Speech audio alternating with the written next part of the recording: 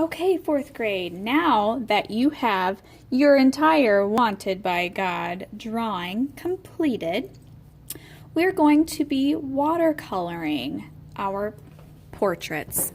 So what you will need is a watercolor palette. You will need a bowl about halfway filled with water, and you will be sharing this with one other person at your table. You will also need one of the containers full of paintbrushes, one per table. And then we can get started. So I'm going to open up my paint palette. And I just want to show you some tips and tricks. If you are painting in a big area, like the background, you will probably want to use a bigger paintbrush, so that way you can cover the space much faster. If you're inside some small areas, a smaller paintbrush will work much better for you. I'm going to start by showing you how you can make a skin color, because that tends to be really tricky. So what I like to do is get my paintbrush wet,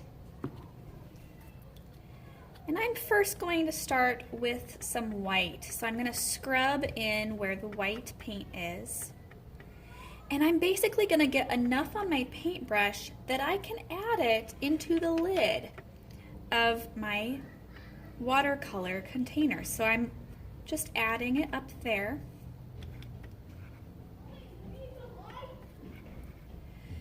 Now, the colors you can add to white so that it will look like your skin color.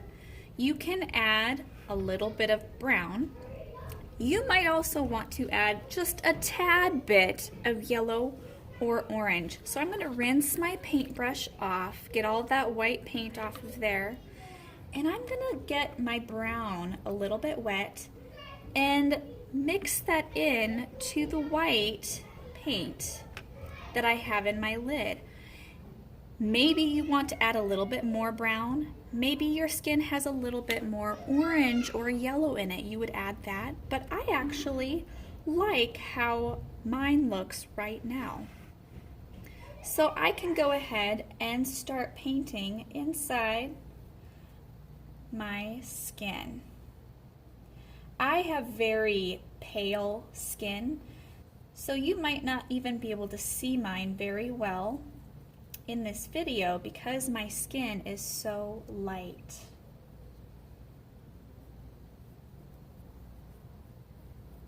Okay, so this is just an example. I'm going to move on to a different color. Keep in mind that you'll want to be very careful to try and stay inside of the lines.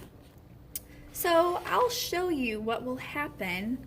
I'm going to color my hair red and orange. So I'm scrubbing inside of the red paint, and I'm going to paint inside, trying my best to stay in the lines with red.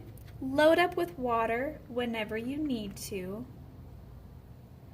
The more you scrub the paint on your watercolor palette, the darker and brighter your paints will be.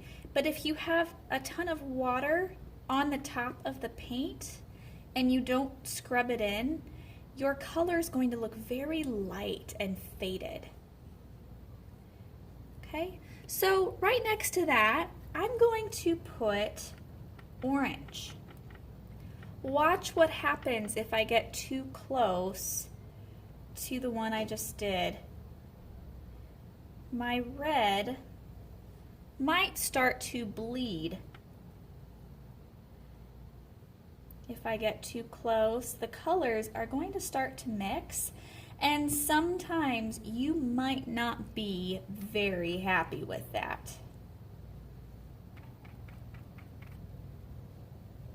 So right there you can see it's starting to bleed a little bit and they're starting to mix those colors right in there. So be very careful. Or let's say I accidentally drop some red onto the one that I just did. See how it's starting to spread out? So you want to be very, very careful that you're just working one section at a time. Sometimes you can kind of make it work. Other times you might not be able to make it work. If you accidentally do something like that, the thing about watercolor is once it's on your paper, it's really hard to erase watercolor. So you might want to keep some paper towels on hand.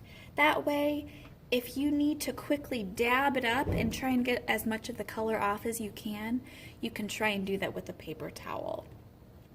All right, so those are just some tricks for watercolor. Boys and girls, when you go to put this away, one person will need to dump the water out in the sink and put all the bowls in a pile by the sink. You'll also need to make sure that your paintbrushes are rinsed off with no color left in them. And make sure when we put our paintbrushes back into this container, this is where our sink monitors have a job. Make sure, sink monitors, that the handle of our paintbrush is down. So I'm looking in this container and I see there is a paintbrush that was put with the brush side down. This is not good for our paintbrushes because the brush part won't be able to dry very well. So make sure all of them are with the brush side up.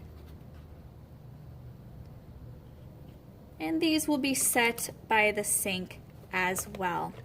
One last thing, your watercolor containers, your palettes, when we close them like this, it does not allow the paints to dry.